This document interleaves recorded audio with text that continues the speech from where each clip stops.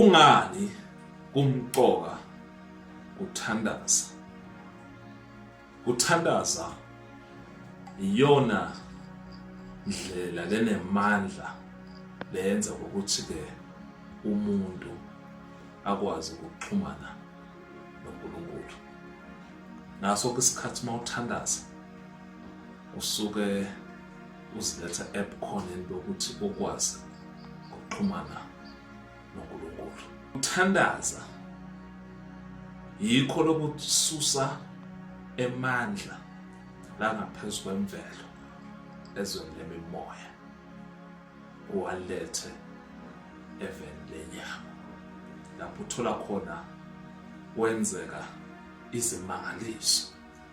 Uthandazela umuntu obekade egula, noma uthandazele umuntu lobekade anesimo thize.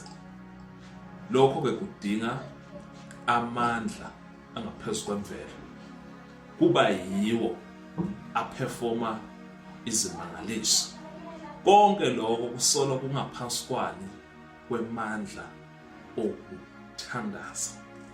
Kuthandaza kuyakuprotecta kuwo onke emacebo esitha, ukuthi yonke into lenziwa sitha ithi leyo nto ibhekisa phezu kwesimo sempilo yakho. Nama ukhuleka uyakwazi ukunqoba leso simo leso.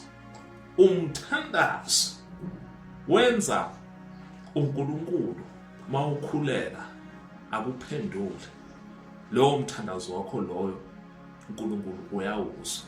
Makunomuntu othandazayo kunoNkulunkulu lozophendula.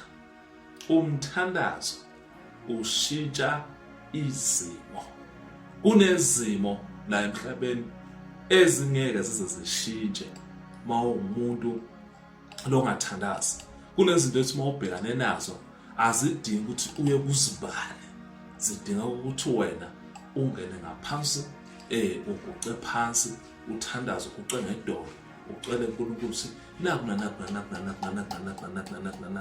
nakho kunje, bese uNkulunkulu uyakuphendula phezu kwesimo somthandazo wakho. Umthandazo ngiwo lokukhulisako nasesigabeni semimoya, ezintweni zemimoya. Ukhule ngalesikhathi uthandaza, kube nezinto lombulelwa zona, ube nolwazi nezinto ezithindana nezinto zemimoya. Konke lokho ukuthola ngaphansi kwemthandazo lekungona lokukhulisa inhlakanipho nolwazi lapha ezintweni zakho. Umthandazo ukusondeza kuNkulunkulu. Ayikho indlela yokuhlangana noNkulunkulu noma yokusondela kuNkulunkulu ngale kokuthi wena uthandaze. Uma uthandaza usuke ukhuluma noNkulunkulu direct. Ayikho indlela lendlula leyo ukuthi wena cha uzothi mina angizukuthandaza.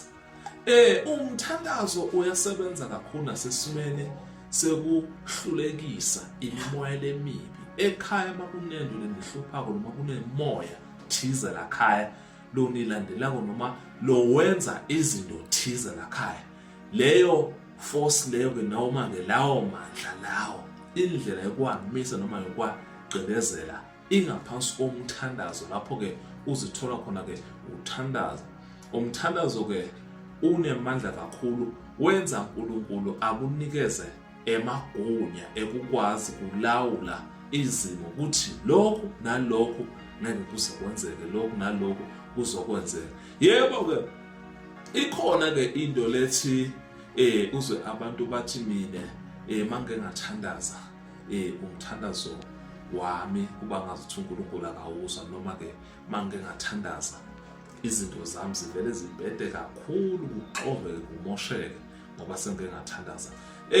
Umthandazo ke uyaprotectwa. Kunezinto ozinakekelayo, ozihambisa ngoluhlala khona ukuze umthandazo ngaso sonke isikhathi uNkulunkulu mawuthandaza azokuzwa. Awuqhamuki kusuthandaza sunezinkinga.